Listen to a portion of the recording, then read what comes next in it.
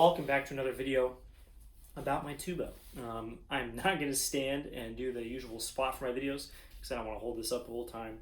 But this is my Kanstul 902cc 3/4 C tuba. It is a very small instrument. I got it, I don't know, 6 months ago-ish. Had it work done. I had played the crap out of it. I played a lot. I played it in quartets. I played it on one gig. I've practiced it a lot. And I just kind of forgot to make a follow-up video about my beloved tuba. I really like this instrument.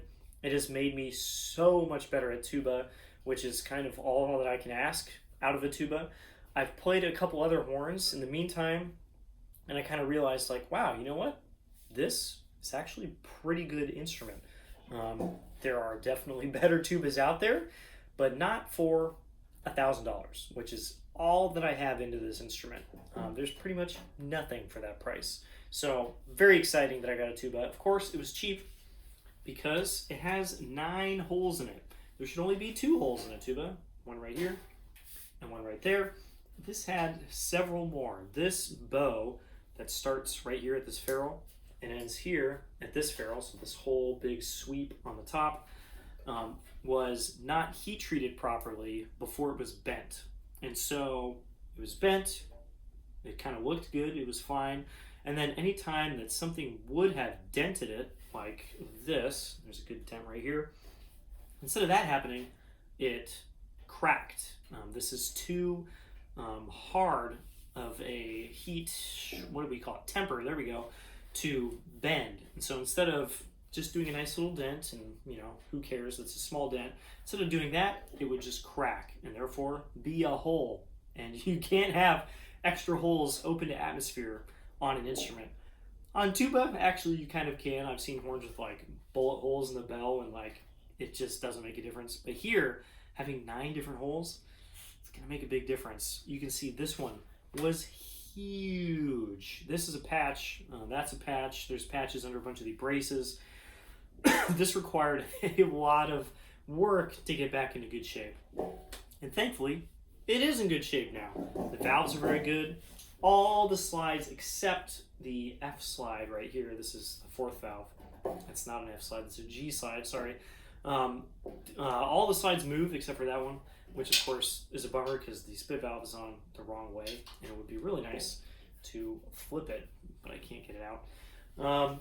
The valves are great. Like I said, it's clean now. I cleaned it a couple times. It was very gross.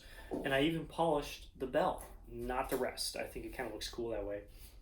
And what do I think? I think it's a pretty gosh darn good instrument. Just like all tubas, it is not ergonomic.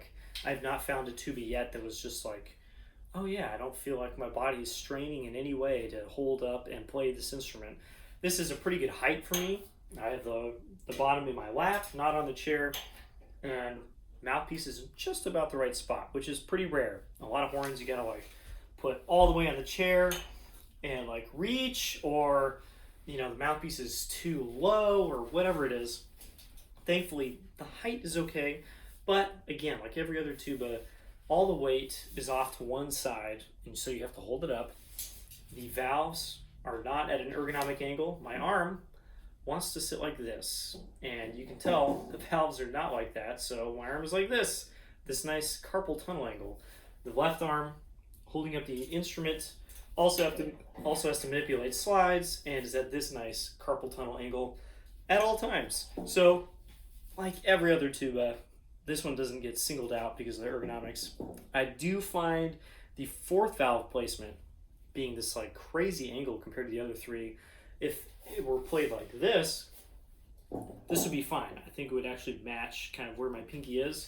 When it's like this, I have to play, if I wanted to put my hand in a natural position, I have to play with like the first digit, first joint of my pinky. And so the angle is very unnatural, and I have a hard time being fluid with my 4th valve.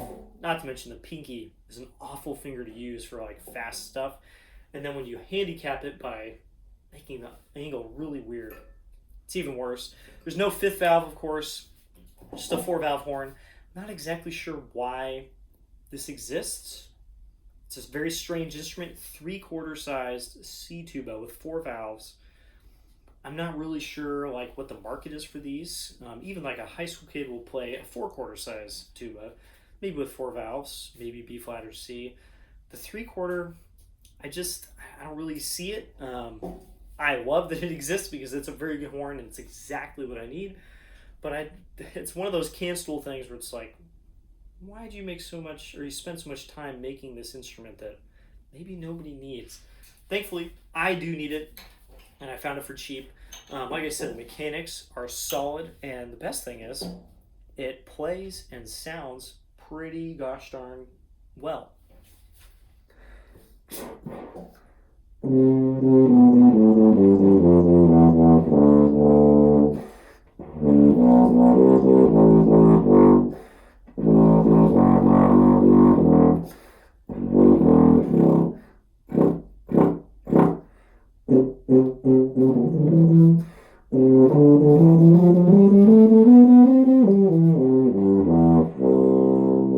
Of course, I'm a little stiff from talking, but this feels very good. It's actually pretty even. It's not a big horn, so the low range is not going to have like the presence or largeness that like a 5/4 or 6/4 C tuba is going to have. But the high range is very good. It slots really well. It has a lot of pitch center. It feels like a real instrument up there. And the low range is strangely much more even than a lot of like the 6/4 York tubas. Once you get into the 4th valve below the staff on the big C tubas, you have to completely change your blow and how you're playing. And on this, you don't. You just play a low G, 4th valve. It just comes out.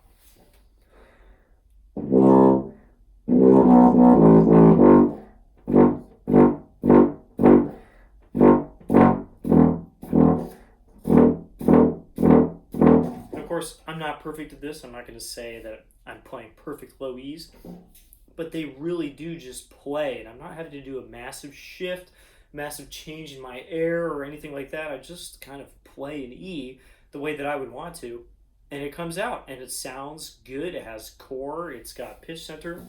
Of course, since I only have 4 valves, I'm a little limited. I can't play low C sharp because I would need a 4th or a 5th valve for that, and the low D, E flat, and F all take 1st valve adjustment.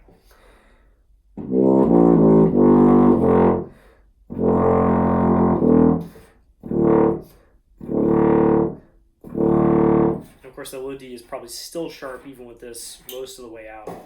There's kind of no getting around that. I don't have to play a lot of low Ds. And the pedal range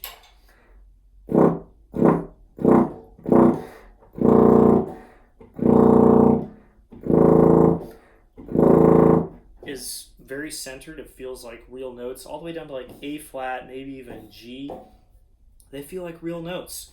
I'm really enamored with how this plays because it makes it so much easier to get on an etude and just play it and not be like, why will this instrument not play this note without me doing all sorts of weird stuff? It just kind of plays. And since it is a smaller horn, smaller bore, it's not sucking the air out of me like the big horns will do in order to get like a real sound. Yeah, I'm really happy with this instrument. It's got a great articulation. It's enough horn for the kind of gigs that I would expect to play tuba for, which is like the pit in a musical or maybe like a church gig or something. I do not need an ensemble destroying 6/4 C tuba. Would I love one? Of course I would. But for the meantime, without spending like $9,000 on a really good big C tuba, this is all that I need. I'm not sure if this is a good buyer's guide because I've never seen another one of these. I don't know where they are. If they have problems like this, that's maybe something you'd want to avoid. But if you can't find smaller 4-valve B flat or C instruments, I think they're a good buy. Of course, tubas are just crazy expensive. There's kind of no getting around it. But this one I'm really enjoying, and I will make more videos on it in the future. I probably and I'm gonna go practice it some more. That's all I got for now. Bye bye.